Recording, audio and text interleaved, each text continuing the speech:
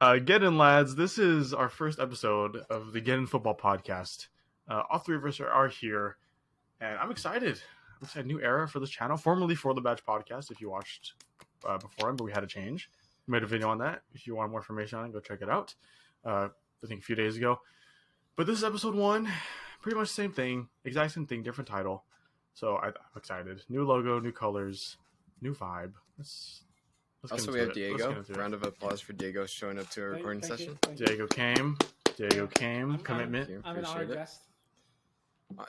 Honorary guest. He shows at this point. Sometimes. At this point, yeah. He's a guest star appearance sometimes. I'm just kidding.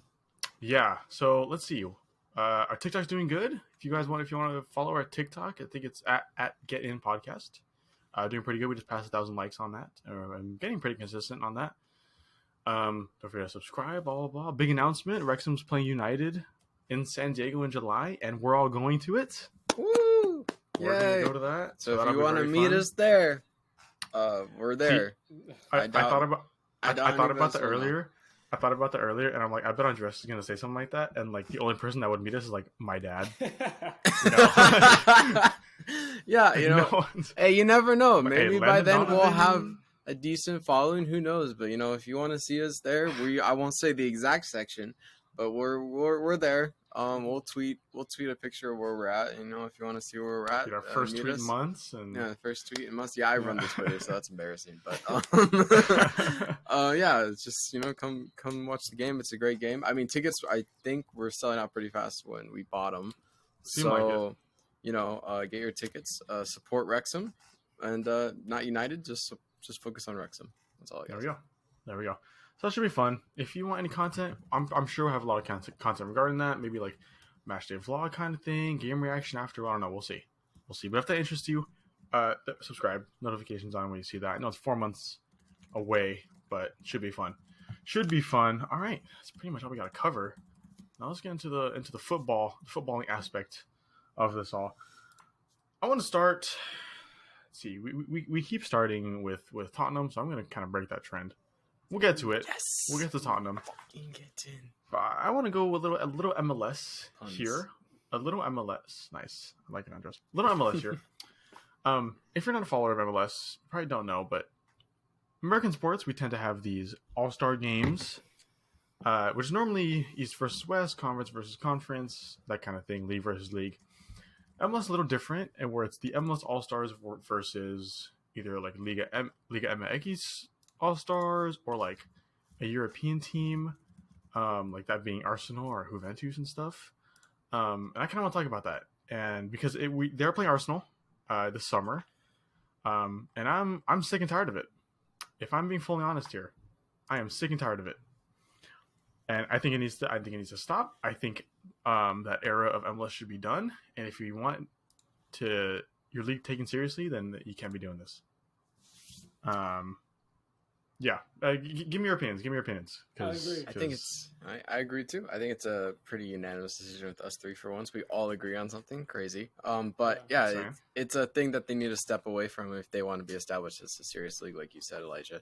I think the Liga MX starting 11, like All-Star 11, was a good idea because two battling leagues. That. I liked it. Now, was it exciting? Yeah, I thought it was because I thought both players took it very seriously. But I think like an Arsenal coming to play the MLS All-Stars is like, it's like when like we expect like an MLS team to be able to go toe to toe with a European team if we want. That's our like ambition, right? Yeah. So like when LAFC played Dortmund, it was like, oh, cool, they're going at it, was that with game? A big team. Oh, lucky ass. Was that game? Yeah. And yeah, so I think they need to step away from it and then have like an All-Star thing, maybe within like a West versus East, like kind of like how the NFL has AFC versus NFC individual battle, because that would be cool to see. Yeah. But also like a mini Pro Bowl thing going on there. But also like I think it should just be a constant Liga MX versus MLS. Yeah, MLS. I agree. I'm like you said, take it seriously. You can't be. You want teams to be able to go toe to toe, and they can't. And we're years away from that, if not decades away from that. But if you're gonna do something like that, just do that. Just have the little friendlies like the LAFC Dortmund stuff. You don't need almost All Stars versus the B team of whatever team they choose because it's boring. You don't care. Like it's no one wants this matchup. I will say I do very much enjoy all-star content in American sports. I think it's great. I think it's a little break. I think I like what the MLS is doing with a game and like the skills challenge and things like that. I think it's very fun. It's a very fun thing to do, and you should keep that. But I think Liga MX is the only way to go, and eventually they're going to grow that too, and it would just have to be within the league kind of thing. It's tiring. It's annoying. It's cool, but like who cares, you know? Yeah, at the beginning it was cool, like, you know, Juventus versus MLS, like at the very beginning, that was cool. But now it's like, oh man, it's like, all right, Arsenal, it's like, okay, cool, you know, you get the first place Prem team here, but it's like, you know, if you really want to branch out, like we said this, but if you really want to branch out, then you got to pick a different style, different way. If you really want. The only way during the season MLS teams or any aspect of MLS should match up with European teams is if you come up with this entirely new competitive tournament and not the Club World Cup. Because the Club World Cup essentially means nothing to no one, but to everyone. So if you come up with something else, then maybe. Other than that, MLS is going to keep looking like the little brother to Europe, who are so happy to get a chance at being on the same pitch as these players. From Europe. Dave, give me yours. Yeah, no, I mean, I like. Here's the thing: I don't care at all about the skill challenges they had before the game. I think those are so dumb. No one cares. And even the game is the skill challenges. Opinion is not valid, Elijah. Shut up. Just keep going. It's fine. It's fine. No, I said I enjoy the aspect of it in all sports. Like I like NFLs, I like basketballs, like 3-point dunk contests and stuff like that. Because I think it's fun and it's different and it adds a little break. But that's it. It's such a U.S. concept. Yeah. And like while I think it's fair, like personally, like I don't know the dunk contest or 3 points, whatever. Like for basketball, I'm not a huge basketball fan, but I do enjoy watching the games. But those maybe and the skill things aren't meant for me, to be fair. I mean, I'm not like the biggest hardcore fan, but like I really could not like get too invested at all. You know, for me it's just like okay. And so they have those skill challenges. Personally, I'm not a big fan, and even the game itself, like I don't know, it's fine, but it's just so weird. Like you see, like for example, I don't know, a player from your team play for like 30 minutes and they get subbed out because they have to rotate everybody. It's such an odd format to be using in a soccer game. Because in basketball, you can sub people in and out constantly. And I get that, so that way you can have everybody play. But in soccer, you get one 20, 30-minute appearance, get subbed out, and that's it for the rest of the game. You're not even going to be on the pitch. It's just such a weird idea to use in a football game like that. And then they try to force it in, like you said, and play these bigger teams. And it's just I can't. I really don't like it. So we've been over this and how the MLS needs to be more European to reach the levels they want to be instead of being this American thing that finds success in the footballing world. I think if there's any aspect of American sports that you want to keep the league unique or American in a way, that's the All-Star Game / the skills challenge. It's the only thing in my opinion they should keep because, like I said, I like it. I think I don't particularly watch it every year, but I like seeing the highlights and such and such, and that's an aspect you can keep very easily. From that's truly American, while changing everything else to a European thing. And I think I like the idea of all stars because as much as some fans in Europe are like, oh, it's so American, and they hate on it just because it's American. I think like the idea of like a Prem All-Stars versus Serie A All-Stars, like that kind of would be cool. I think that'd be cool. I don't think there's any time. I don't think there's any effort by anyone to make that happen. But I think that'd be cool. But back to MLS, it's very stupid in my opinion. It needs to stop. If you want to be taken seriously, the All-Star is like nowadays is like it's meant to be like a fun thing, and no one really cares about the outcome of it. But at this point, you're growing. You should care about this. It should be something that's competitive, and that people gives a reason to care about. Yeah. Agreed. I agree. That is my spiel. That needed to come out. It did need to come out. It's just one of those things that needs to change, but it'll eventually, hopefully, change. But but the level in the MLS is rising, especially with new expansion teams, especially this season with St. Louis. Segue. Wow. That was nasty. We need to get a block. That was great. Especially with the new St. Louis team. I mean, top class this season so far. I mean, I know it's early, but they have been balling. So I love seeing clips of them. So I'm a big LAFC fan, wearing this, of course, but I do want to say I'm a fan of St. Louis City, not like a hardcore, not like a supporter, but I'm a fan of what they're doing, because for some odd reason, they're the only team in the history of the MLS who have been able to to basically, I don't want to say manipulate the MLS, but use one system, which is a heavy press, and completely dismantle every MLS team they've played so far. And how the hell has no one done it before them? It's a simple system. I want to offer this as well. Go ahead. So Go ahead. I was actually doing a bit of research on that as well, because I saw someone said basically they think they were kind of ranting with the MLS, because they were saying how they think the fact that you can employ such an easy system that basically you figure out the league and now like the only way you can, obviously you can still lose games, but you're heavy favorites to win almost every game. Is a little ridiculous. Which is crazy as an expansion team. Yeah. Like you should not. I mean, credit where credit is due. St. Louis City are balling right now, top 3 team in the league for sure, because they were just smart, and they got an extra delayed year for their debut season because of COVID and things like that, and that was great. And so I think you have more to say. Go ahead. No. I mean, I think the fact that St. Louis was able to do this so quickly is not a good thing for the league, personally. I think it's a little disappointing. In fact, it shows that some teams don't have, or a lot of teams don't have the quality to combat that. Because in Europe, plenty of teams would try a high press, and a lot of the time they will get punished. Like, okay, and don't forget, these systems will work with the right players and the right setup, but it doesn't. I mean, look at Liverpool. Yeah, look at Liverpool. Prime Liverpool with Jurgen Klopp's famous gegenpress that made it really popular was ridiculous. It was one of the most high pressing, high intensity tactics we've seen ever, and he made it work so well. But look at them now; they can't. They don't have the quality in midfield and in defense right now to pull that off. Right. And that's what's hurting them. But the thing is, in MLS, I think they have the right players in St. Louis to do it, but it's the other teams don't have the quality to handle it. Like I went to an MLS game the other day, and I was so disappointed in the offense from both teams. It was so badly put together. They had no chemistry going, and not to say that it doesn't happen in Europe, but in the biggest leagues, I feel like that's such a rare thing to see. Like it was just like nothing was going. And it made me think about that St. Louis thing, where how because they're able to work together well, it's able to just demolish anybody in their path.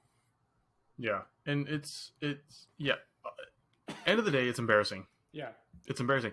Like I said, credit is due, but it is embarrassing for the rest of the league. And I think this does kind of highlight U.S. soccer as a whole instead of just the MLS, because none of these players are prepared for such a, I don't want to say high level version of football, because it's really not, but a high IQ level of football maybe. And then the U.S. Soccer Federation wants to include all these MLS players in like their national team and stuff, right? Who are only prepared for MLS and that are getting exposed because they haven't experienced other things, and then there's no success in the international level. It's embarrassing. I love it, and I'm interested to see how the league reacts over time, because I don't think they keep this up, honestly, for too much longer, but they can, because no team is prepared. And I think it is weird how, like, you look at the Premier League, and obviously there's teams at the bottom, right? Because they're just, for any number of reasons. He gave us the wave too. For any number of reasons, less quality, less cohesion, things like that. But they're still in the Premier League. Yeah. And that team could still come to the MLS and dominate.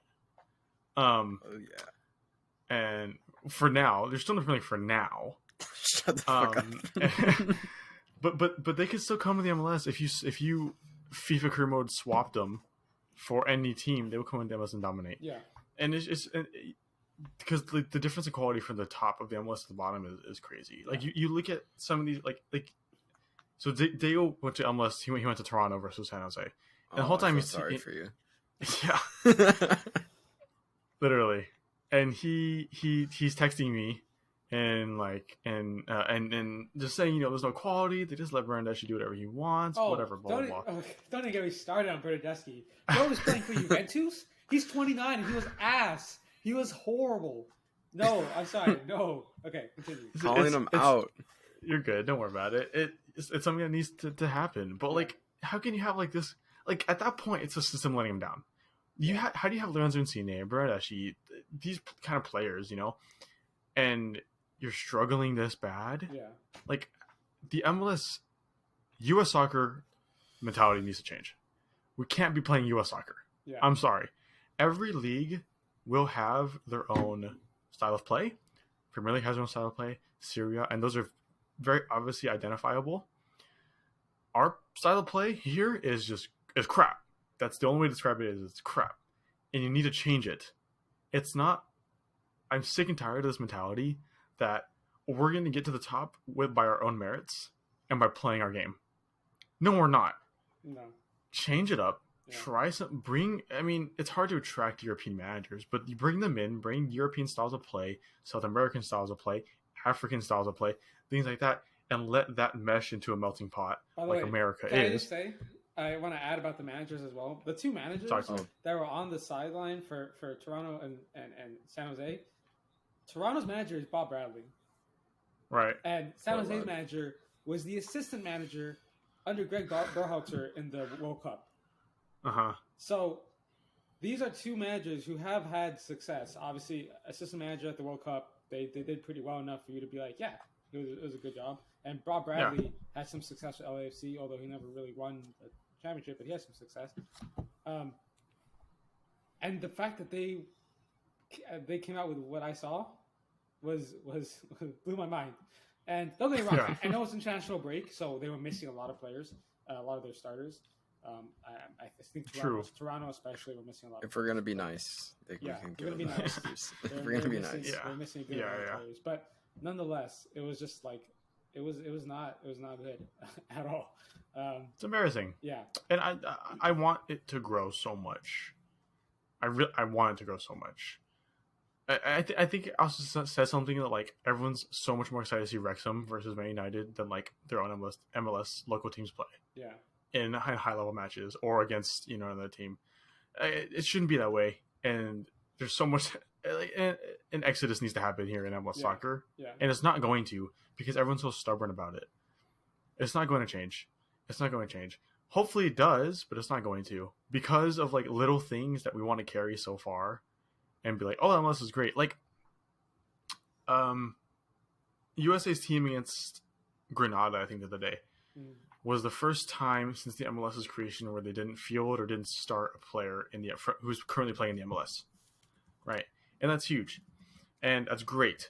And everyone, but there's a lot of people who, to give MLS credit, of course, which I think they should have, is like I think 7 of the starters came from MLS Academy, which is great. But it's also like we can't hold on to that. Yes, the MLS academies are growing, MLS is growing as a whole, but we can't hold on to that and be like, we're going to be fine. Because we're not going to be fine. Academies are one thing, but if you want the league to be successful, these players from the academies need to translate to American soccer, not grow up in the academies and go to Germany, or go if you want this league to be successful, and then get them back in 20 years. Yeah, I mean the academy is a whole other issue itself because it's not the same system as it is in Europe. It's you have to pay to be in the academy, so it is getting better. They're doing a lot better right now. But which is good. It still is pay, so you're technically not having some of the best players you could possibly have because some of them can't afford it. But also the situation is changing. But yeah, it shouldn't be that the academy's players are have to go out of usually to Germany because that's where they usually go. Yeah. To try and get to develop, so it should be stay local and then be able to move on from an MLS professional team from their first team. and then that's how we grow. But I mean, it's gonna happen over time. It's not gonna happen instantly. It's slowly, gradually happening. I mean, if we look back 10 years from now, that we would never be having this conversation in the first place. So I mean, we had freaking PKs. Our PK shootout was literally a player running. Hey, bring them back, dude. Those are great. That should be in the MLS AllStar Skill Challenge. I'm just saying that should be one of them. That would be fun to watch. I'd be down to watch that one. But they should bring that back. That's something I want, like other like European, like imagine like if Arsenal came and they had to do that, like that'd be so fun. Yeah, that would be cool. But like, and you're totally right. Like we could totally be optimistic about the direction the MLS is heading, academies are heading, and the national team's heading. And I think we should be more optimistic than pessimistic by far. Mm-hmm. But we could accelerate it so much more and to the point where people want to if we change things that need to be changed. It's like I said, we can't stay how we are and expect to get those heights. Yeah. And we're not going to change unless something happens. I think one thing a reason I can see changing is if next World Cup, USA does well. Quarterfinals, semifinals, something like that, right? That starting lineup that's playing is not going to be MLS players. They're going to be almost zero MLS players on that roster, I think, right? And then people are actually going to start listening and be like, hold on, like, why are these players coming from other leagues, not the American League? Like, at least, like, Spanish players, German players, English players, a lot of them are from their domestic league and have played with or against each other. Like, Go ahead. I think that's fine, though, because that means we're exporting, as long as they're playing from MLS academies. True. It means we're exporting them to Europe, and at that point, that means they're playing at a high level. And until the MLS gets to a similar level, I think that is what's going to happen. And I get what you're saying, but I don't think it's necessarily a bad thing that we don't have. Maybe it'd be nice to still have a few MLS players in there that have the quality to compete. But if we're saying that the starting 11 is all from Europe, I don't have a problem with that. I think that's cool. Me too, and that's the only way we're gonna have success. Yeah. At all. But I think at some point, then I do enjoy it because it also is going to start begging the question: why aren't we using MLS players? I don't think we should be, but we, as a country, as a league, should be able to confidently put domestic-based players into our rosters for international tournaments and be okay with that and be like, yeah, okay, that should be fine. And that's going to take 10, 20, 30 years. Yeah. That's not going to happen anytime soon. But I think there should be an acceleration and a more effort to make that happen.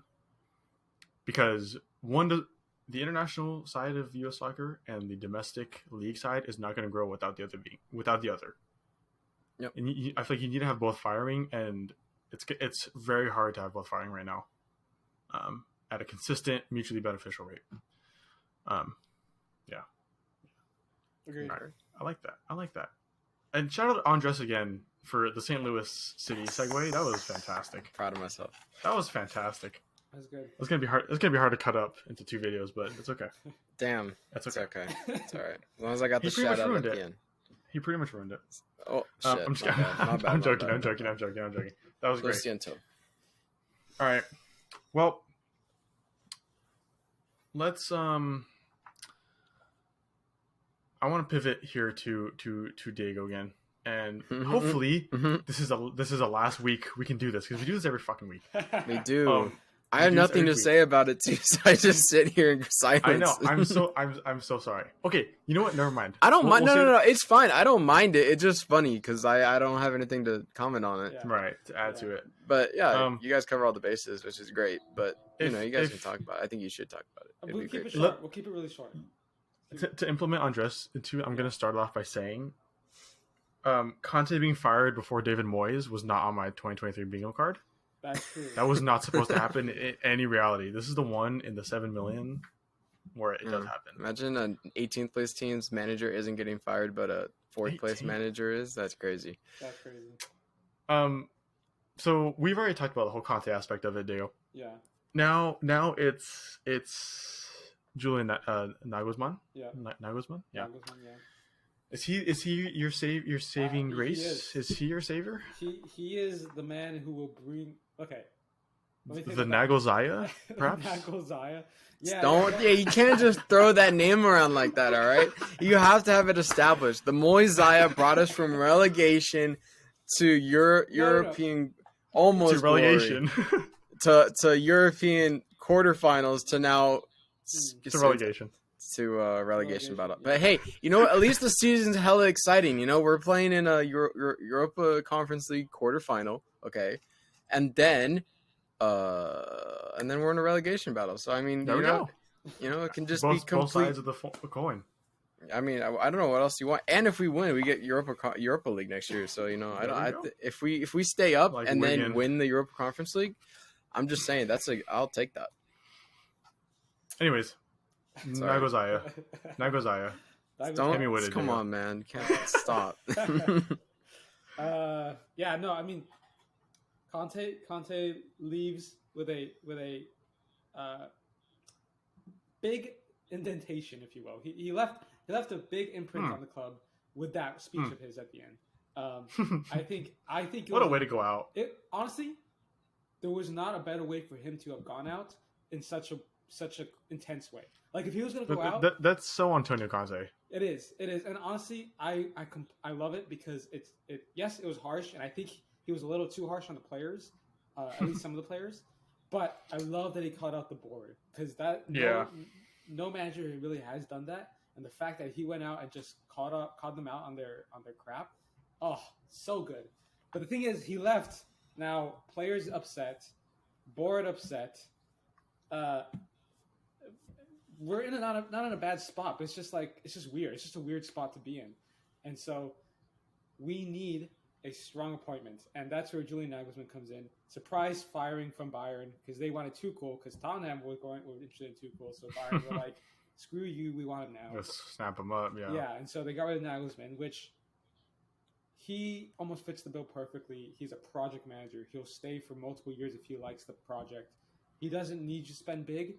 Obviously, if you can, he'll like it, but he will incorporate players. He has a style of play that's offensive, free-flowing football. He is what we want. And don't get me wrong, Poch is great, but I kind of think we need a bit more time before we get Poch. We need to set. Poch shouldn't be doing another rebuild. Poch should not be coming in. He's been there, done that. He's done that. Yeah, he needs to be here at our peak. So we need Nagelsmann to come in and get us to that peak. Where's the loyalty? Hold on. With that logic. If he brings you to the peak, shouldn't that manager stay in place instead of Poch? Oh, absolutely. No. I'm not saying like get rid of him as soon as we're done. I'm saying like whenever Nagelsmann's time here is done, then we come for Poch. Oh, okay, gotcha. I was like just throwing him out like a side piece. You said fuck him. I got the use out of you. Bring in the new one. No. My thing with the whole project manager thing, and I think he's great. He is a project manager, and he deserves more time at Bayern Munich. Blah blah. I think the only thing I see being a problem here with him coming to Tottenham is another disconnect with him and the board, because to be a project manager, you need a good amount of say in what's happening, and the Tottenham board are notorious for not giving the managers enough backing that they need to take the club to the top. You're right. If he gets the backing, then he'll stay there for a long time. But this is the same conversation we had post Pochettino when Conte came in. It's okay, project manager. The board hopefully will back him. The board backed him more than other people, absolutely for sure, yeah. But not enough to the point where they should, not to the point where they want to be at. Who's to say they're going to do the same thing with Nagelsmann? Yeah, I mean, here's the thing: they're probably, to the extent that they could be backing these managers, they're not going to. But we saw progress under Conte compared to what we saw under Poch, who was the most deserving of any manager we've had in the past over a decade. He was the most deserving to be back, and so we've seen progress from them, especially with Conte. So the question is, instead, I think more now is whether Nagelsmann has the patience to wait 2, 3, 4 transfer windows to get to that point that he really wants to get to. Because I feel like we can. It's just we're going to take a lot longer than maybe he would like for it to happen if he comes in with the expectation that's going to happen now. But that being said, I do think Nagelsmann has more patience than Conte does. So maybe that helps us out. What also doesn't help is that the Real Madrid job is going to be available in the summer, most likely. And True. Real Madrid are also looking at Nagelsmann, and if we're being honest, and not many they wanted Tuchel. They wanted Tuchel. They wanted Tuchel. Yeah, I think Real Madrid is the primary reason why Bayern snagged Tuchel. Yeah. Right now. Yeah. Yeah. Very true, because Carlo Ancelotti is probably going to Brazil in the next half year, I don't know. I had seen a tweet. I don't want to make this about Chelsea, but I seen a tweet and regarding the whole project thing, because obviously Graham Potter has not fit in, whatever. But someone was saying like, if we were to sack Graham Potter right now, Chelsea are the much more valuable and exciting to go to for Nagelsmann than Tottenham, because of I think because of the players at hand and because of financial backing, because he could buy whoever the hell he wants. Yeah. Tottenham need to act quick like Bayern did. Yep.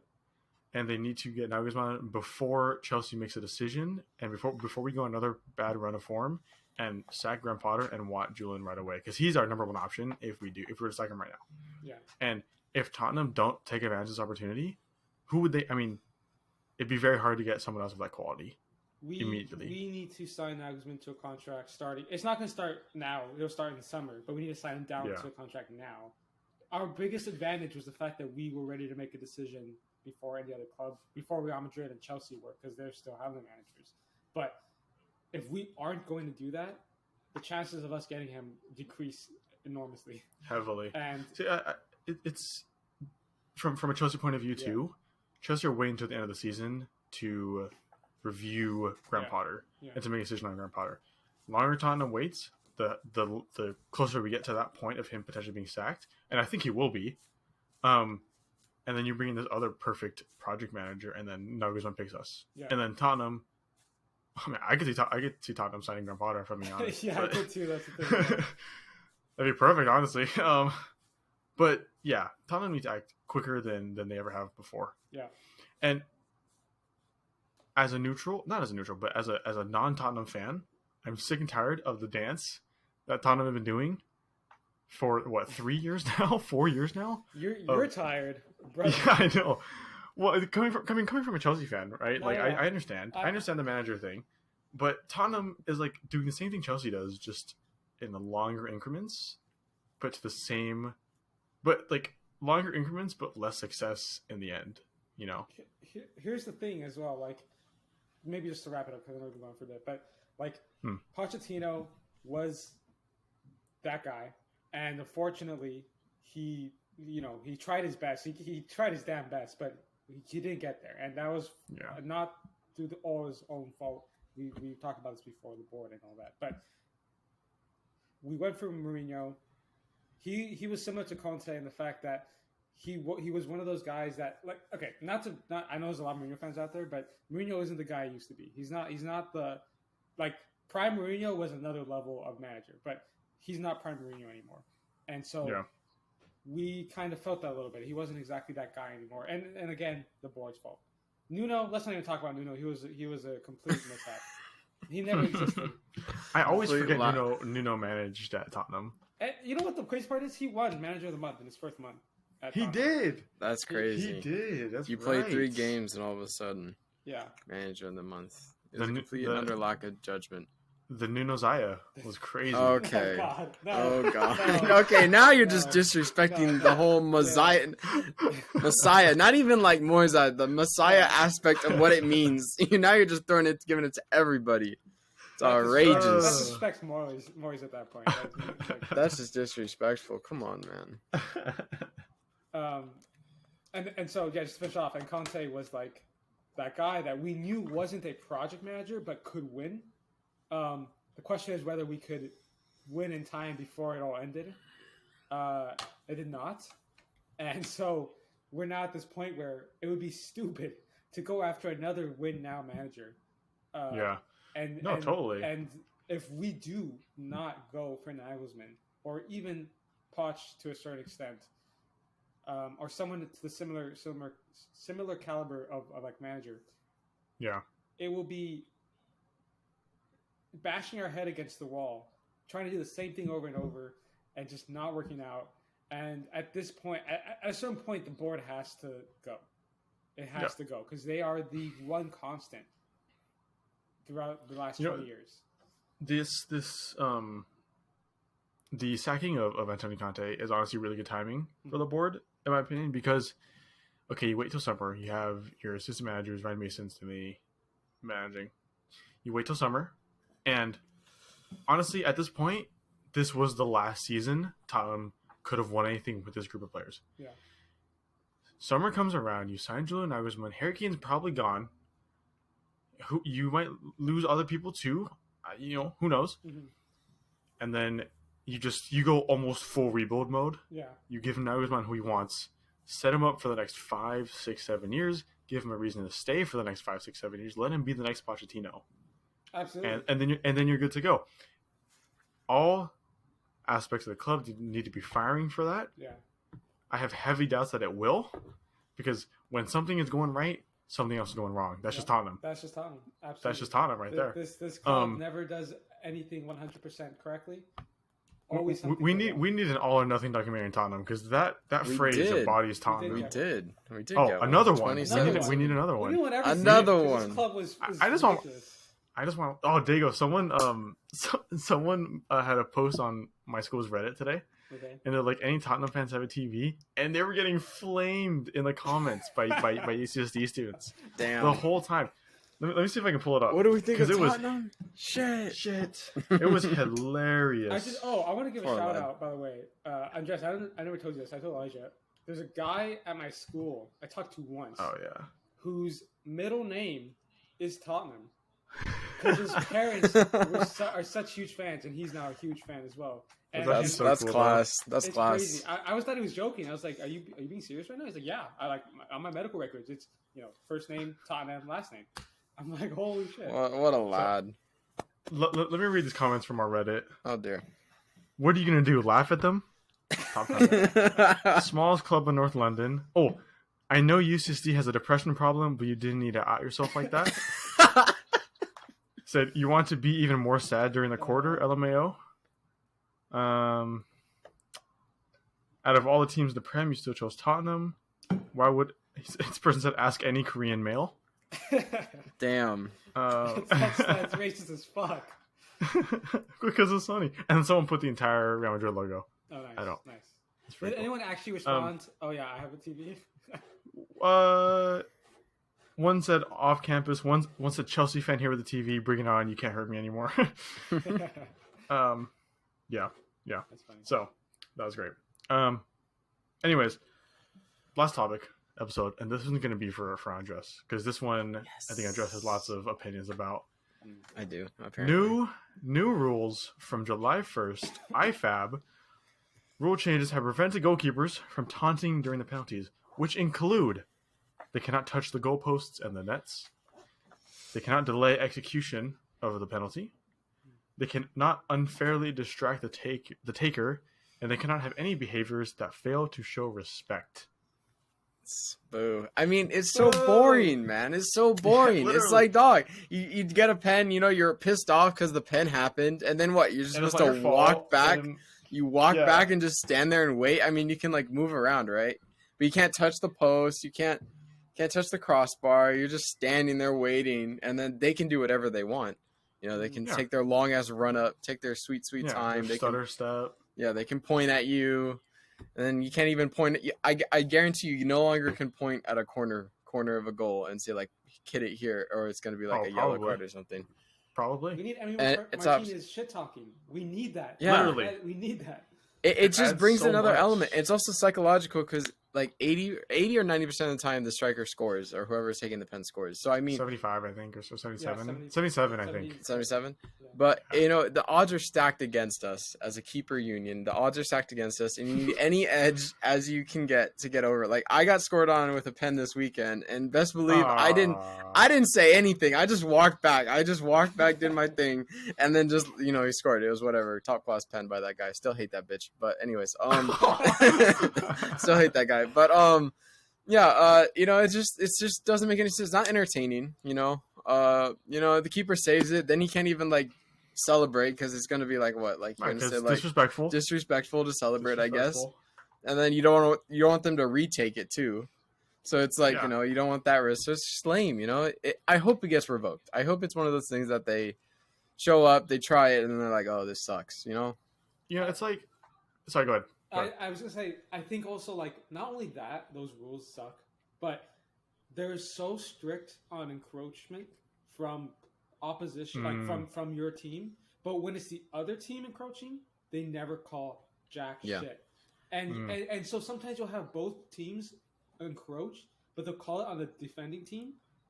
When the offense was doing it too, they should cancel out. You shouldn't be calling the encroachment on the defending team. That happened in a Champions League game. I texted Elijah about it in the group chat. Chelsea Dortmund, where it was they both went off the line.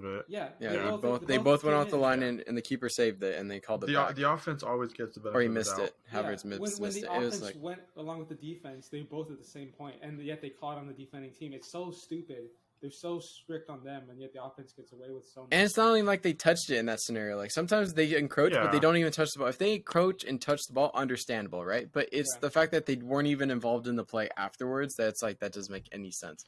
Mm-hmm. It's a lot of rules that's got to change, especially with penalties, because it's not fair. And like the harshness of keeper off his line too is just like it'll be like barely off the line, and it's like, come on, man. It's not fair. Like I understand, like before it was like the keeper fully came off his line to cut off the angle more. That was ridiculous. Right. But like it was like now the odds are even stacked greater against the keeper union. The keeper. Yeah. I think too, like a lot of people say, you know, like keepers are already at a disadvantage. And the one thing they have is a psychological advantage in many cases. Which is fine. I think the keepers are meant to be at a disadvantage. I mean, it's a penalty, right? You're supposed to be punished. And things like that. But this is the one thing that keepers had going for them for something that wasn't even their fault. Most of the time. Most of the time penalties are because of their defense in front of them.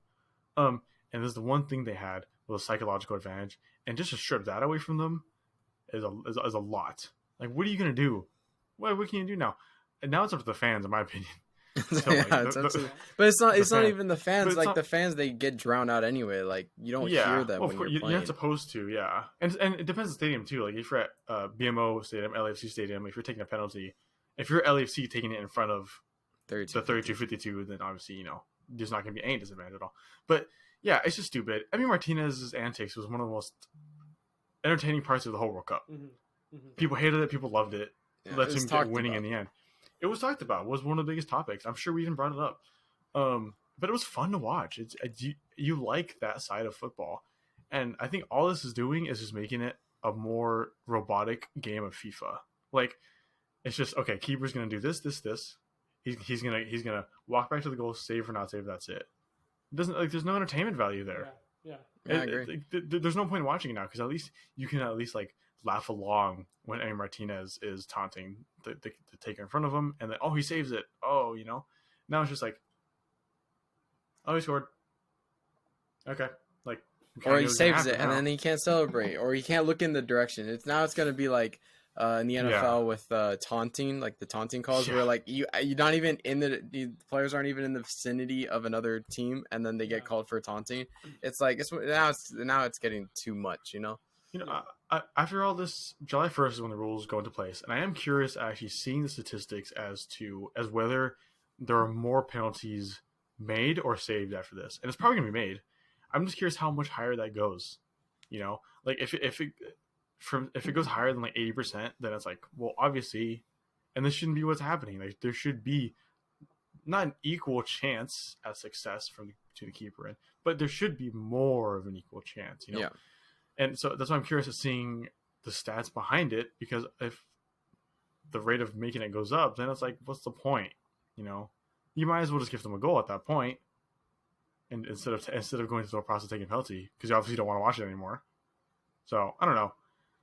Some people like it. I think the majority of the footballing world dislikes it. I think that's great, because I think everyone, enough people speak out about it and complain about it, then eventually you could get overruled. The people that like it are the minority of people that miss their pens. I just want to point that out there. They're the ones that miss the pens. So they're like, it was the great. Keeper's fault. It was the keeper's fault for looking at me.